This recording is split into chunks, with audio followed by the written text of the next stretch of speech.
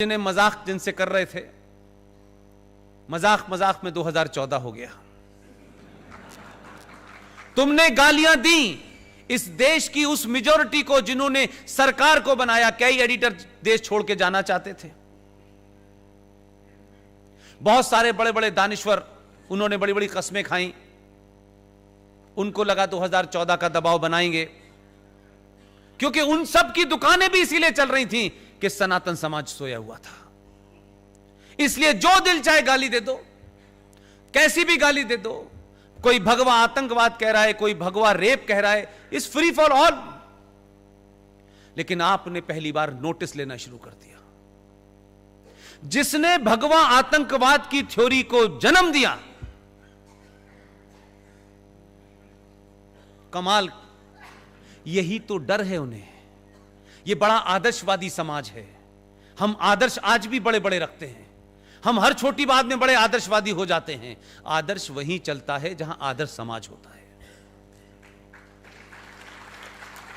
जब समाज भीड़ तंत्र में तब्दील हो गया हो, जंगल राज में तब्दील हो गया हो, कोई सुप्रीम कोर्ट की ना सुन रहा हो, कोई पुलिस की ना सुन रहा हो, ऐसे में आदर्शवाद अपने घर पे रख के आइए। लिहाजा जैसे ही यह खबर आई कि आर्टिकल 35A पे चर्चा हो रही है सुप्रीम कोर्ट में, तो क्योंकि आप इतने डर चुके थे या उन्होंने इतना आपको डरा दिया था कि आर्टिकल 35A की सुनवाई सुप्रीम कोर्ट में हो रही थी। शपथ लेके इस देश की एक मोहतरमा मुख्यमंत्री, जो जाड़े गर्मी में दोनों वक्त स्कार्फ पहनती हैं, उन्होंने बाकायदा ऐलान करके कहा, यह बात छुपी हुई नहीं, टेलीविजन पे है, और देश की प्रतिक्रिया नहीं आती। आप रिएक्शन नहीं देते। रिएक्शन का मतलब नहीं है आप किसी को गाली दें, आप भी अपनी बात कह के कॉर्नर तो कर सकते हैं लोगों को। आपने नहीं दिया। उसने कहा आर्टिकल 35 से छेड़छाड़ की गई तो जम्मू कश्मीर में कोई तिरंगा को कंधा देने वाला नहीं मिलेगा।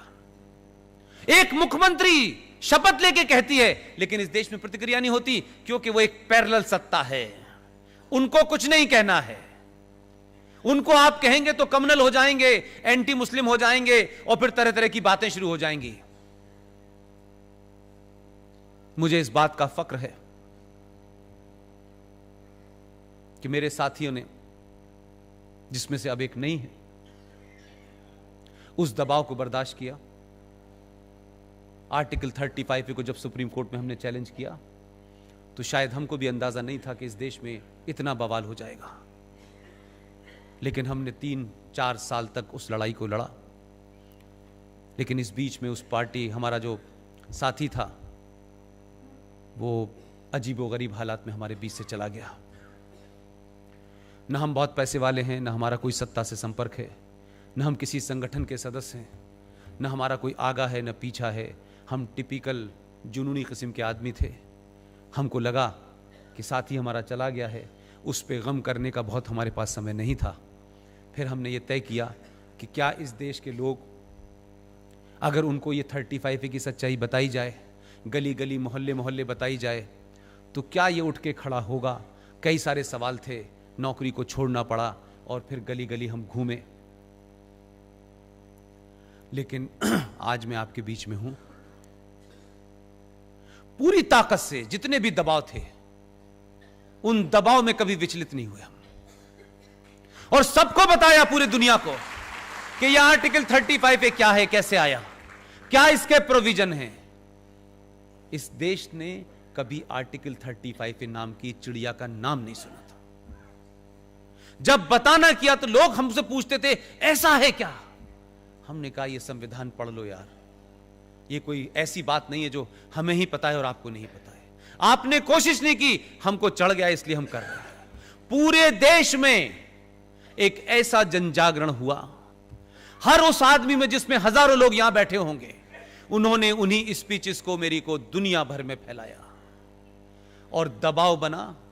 और जब समाज दबाव बनाता है तो जो पार्टी 370 पिछले 70 सालों से अपने मैनिफेस्टो में लिख रही थी, उसने 2019 के चुनाव के बीच में जब मैनिफेस्टो जारी किया तो कहा कि हम 370 भी हटाएंगे और 35 भी हटाएंगे।